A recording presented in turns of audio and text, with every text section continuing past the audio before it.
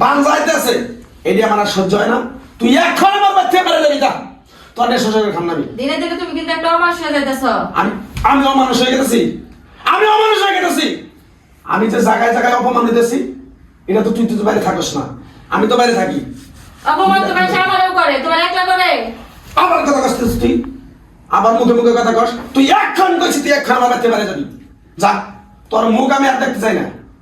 একটা কিছু কইলে বাচ্চা কাচ্চার কথা কইলে উপর আল্লাহ দেবো। কত সুন্দর করে উপর আল্লাহ দেবো, উপর আল্লাহ দেবো, তোর মাধ্যমে তুই দিব। তোর ভিতরে বাচ্চা কাচ্চা নাই, তোর এই আট খুঁড়া মুখ আমি আর দেখতে পারছি না। দরকার আমি আরেকটা বিয়ে করে সংসার করে খাবো। তুই বাইরে বাইরে আসতে পারছি, যা বাইরে বাইরে। আরে ভাই, আরে ভাবি, তোমরা এই বাসার মধ্যে কি লাগাইছো? আরে এটা ভাই, কেন করো? কি জন্য কি বলবো ভাই, দুঃখের কথা। তোমরা তো জানোই 10 বছর ধরে বিয়ে করছি, এই পর্যন্ত আমার মনটা কি চায় না যে বাবা ডাক শোনার, ওর মনটা চায় না মা ডাক শোনার। আচ্ছা ভাই, বুঝে একটা বাচ্চা কাছের মুখে বন্ধু দেখতে পারলো না, আমি আপনি কিভাবে সংসার করে খাবো? আচ্ছা ভাই, আমার একটা কথা শুনেন, দোষ কি আমার একা? 10 বছর ধরে বিয়ে করছি, সংসার করতেছি, বাচ্চা হইতেছে না, শুধু কি আমার একার দোষ? আমি তো অনেক ডাক্তার কবিরাজ বলতে অনেক কিছু দেখাইলাম, কিন্তু বাচ্চা হইতেছে না। ও নিজে ডাক্তার দেখাইছে একবার, তুমি নিজে। তুই বড় আমার ভাই, কথা কস। ভাবি ভাবি, বেয়াদব। চুপ পারেন। বড় ভাই, আমার এক বন্ধুর এই অবস্থা হয়েছিল। তারা তো এখন স্বামী স্ত্রী দুজনে ডাক্তারের কাছে যে কত সুখী, তাদের বাচ্চা হয়েছে। কেন আপনারা দুজনে একটা ভালো গাইনি ডাক্তার দেখাতে পারেন না? দোষ শুধু ভাবেন নাকি? আপনারও তো থাকতে পারে। শুধু ভাবি যদি দোষ থাকে, আপনার যদি না থাকে, তাও তো বাচ্চা হবে না।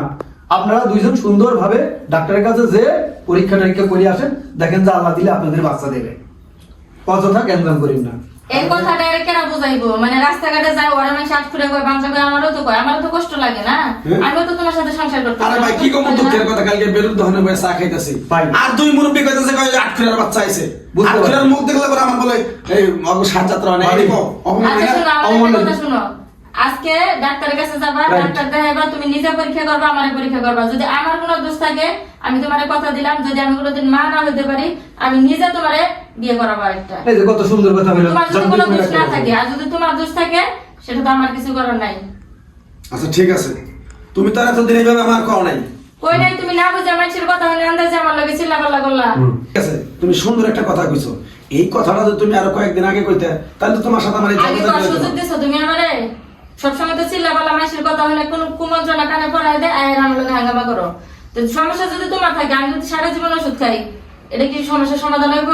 ভাই বলেন তো কথাটা। কখনোই না। হ্যাঁ, যেমন আমার যদি সমস্যা থাকে, ও যদি ওষুধ খায়, এটা কি সমাধান হইব? কারণ একটা বাচ্চা কিন্তু স্বামী স্ত্রী দুজনে মিলামিশাই হয়। অবশ্যই। একজনের দোষ থাকলে কিন্তু হইব না, আটকে কিন্তু আমার একলা করলে কাজ হইব না। তো সমস্যা তোমারও থাকতে পারে। তো চলো ওই ভাই বন্ধুর সাথে যাই, আমরা ডাক্তারের সাথে কাছে যাই, দেখাই। চলেন, ঠিক আছে। আমার এই বন্ধুর নাম্বার নিয়ে আমি যোগাযোগ করি আপনাদের ডাক্তারের আচ্ছা কাছে। ভাই, আচ্ছা, ঠিক আছে। যোগাযোগ করে আসুন। যাই। চলো সুধীর ভাই।